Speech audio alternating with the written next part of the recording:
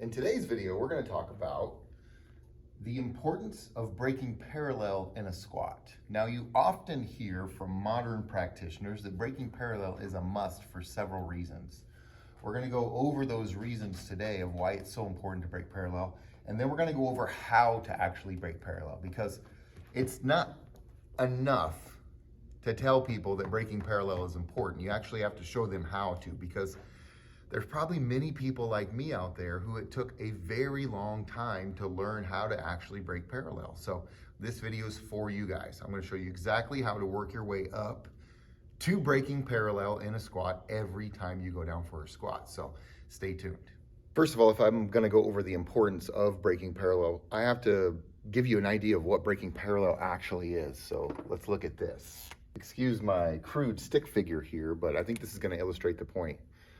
When we're talking parallel, we're talking about parallel to the ground. So if the ground is level, which it is likely going to be wherever you're squatting, we're talking about the thigh and the ground being parallel to each other, which means the same angle. So this would be parallel. This would be the thigh at parallel with the ground. Now, to break parallel, what we have to do is sink the body down into a position where the top of the knee is now higher than the crease of the hips.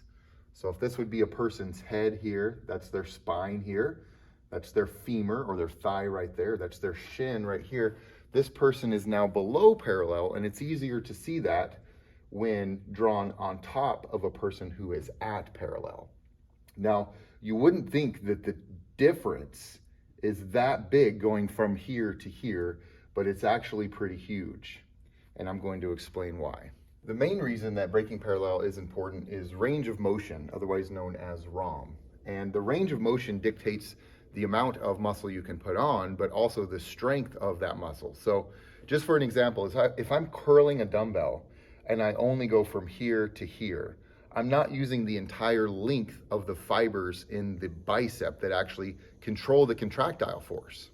I want a full stretch at the bottom and a full contraction at the top. Now, that just doesn't apply to a bicep curl. That applies to every movement you can think of, but especially a squat. I want to unwind the quads, which are the front of your thighs here, and I want to unwind the glutes, which is your butt. And when unwinding those two fully, we're using the entire length of the muscle fibers, which are going to increase the strength and the size of the entire length of the fibers, which is what's going to be beneficial. It's not beneficial to increase the strength and size of one specific end of a fiber. You're not going to get much out of that. The entire fiber has to be strengthened and increase in size, otherwise known as hypertrophy of the fiber. So the main reason why breaking parallel is important is for a full stretch and flexation of the quads and glutes, which are the largest muscles on the entire body. The second reason that breaking parallel is important is linear progression. And believe it or not, you can't just haphazardly lift weights with the ability to consistently move forward over a long period of time. You have to progress linearly, which means you get a little better. So if we're drawing strength and size on a chart, and we have strength and size increase here, and then time on this axis here, you want to progress in a way where you're just getting a little bit better for an extended period of time.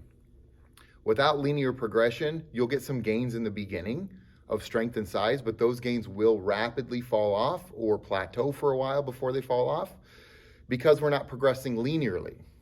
The reason linear progression is so important with a squat in breaking parallel is because what most people do is they squat at or above parallel, and then once they get comfortable there, and then they add a little weight, and then once that gets too heavy, they squat at a less range of motion. And then they'll keep adding weight, squatting less range of motion. And you've probably seen this if you looked at videos on the internet of people with a lot of weight on the bar that are barely going down in their squat. And so since this person isn't breaking parallel, they don't have a standard to meet to as far as range of motion is concerned every time they go down.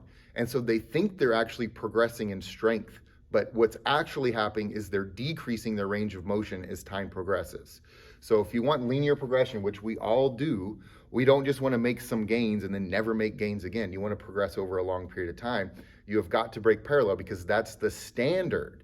If the crease of the hips is below the top of the knees every time you go down, then there shouldn't be a doubt in your mind as to whether or not you're getting better at squatting.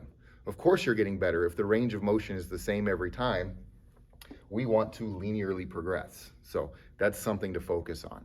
The third reason we're going to talk about today is strength, hypertrophy, and mobility. And I know I discussed some of these in the earlier segment here, but driving the point home is really important. You're not going to increase strength squatting above parallel. You're more than likely going to decrease range, which we talked about. So if you want to get stronger, which is the ultimate goal, right? We want to be able to get up and move around and do the things you want to do. If you're a young athlete, strength is important because you want to get to where you want to go with adequate force. If you're a senior citizen, strength is important because without strength, you lose your independence and you become dependent upon somebody else to help you up out of a chair to go use the restroom, which is mentally very discouraging. So strength is super important. Hypertrophy, you want to increase the size of your muscles to offset sarcopenia if you're a senior citizen, which is a muscle wasting that happens whenever you spend most of your time sitting. Hypertrophy is also important to an athlete because if you're an athlete, the bigger your muscles are, the more explosive power you're going to have in your sport. So this applies to everyone here. And then mobility is obviously very important because if you get to a subparallel position and cannot come back up, that's a problem. We want to have adequate mobility as we age so we can do the things with our body that we want to do without assistance. So these are the three things we're going to talk about today as to why breaking parallel is so important when it comes to squatting.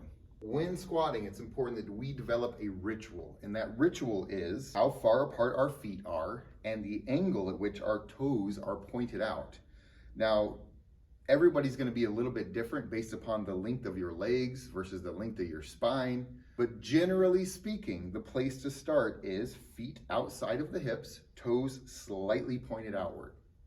Now, when I say feet outside the hips, what I mean is if you were to draw a line straight down from my hips, my feet would be inside that line.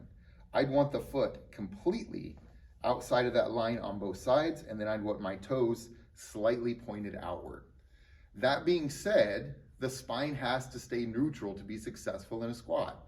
Neutral is a normal, healthy, standing spinal position, like this.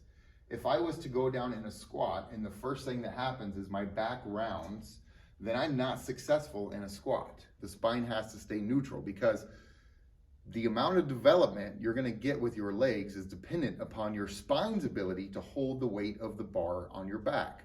So rituals are important, and this is a great starting point. Feet outside the hips, toes slightly pointed outward.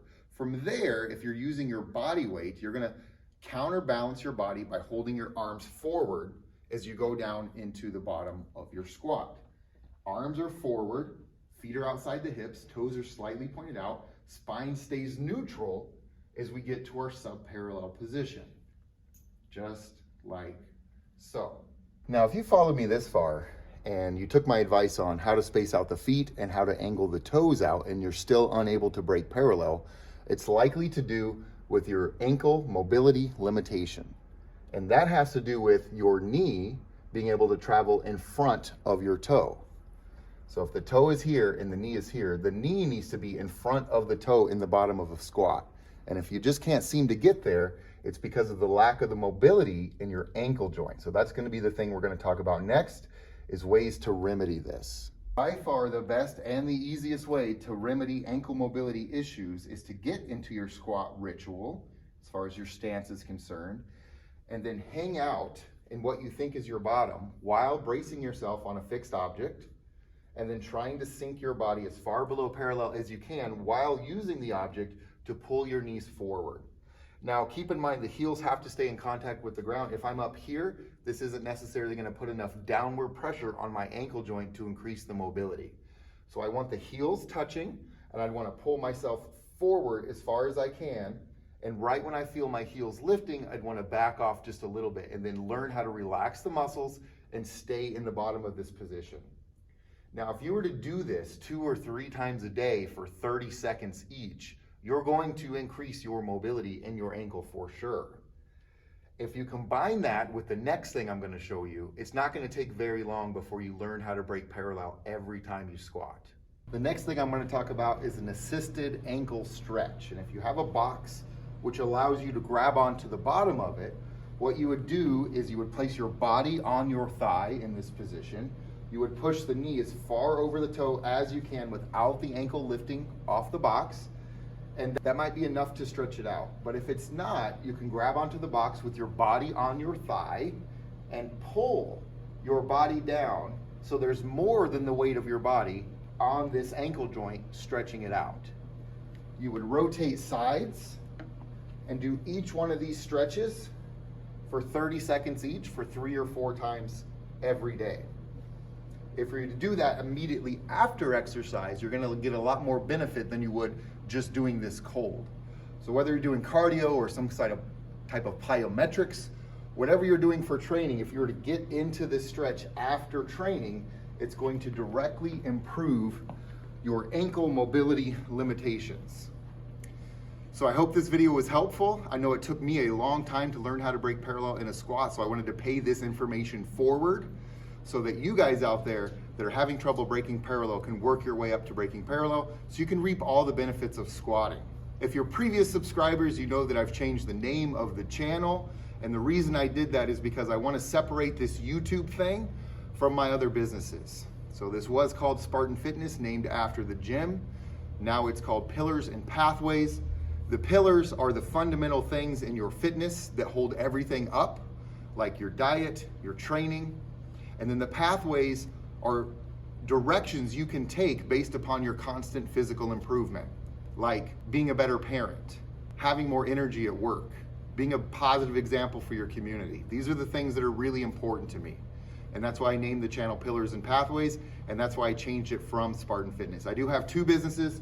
I own a gym and a health food restaurant. I am constantly engaged in being a more active role in my community, being a better father, being a better friend, and these things are only possible if we optimize this one thing that we're moving through life in, and that's our bodies.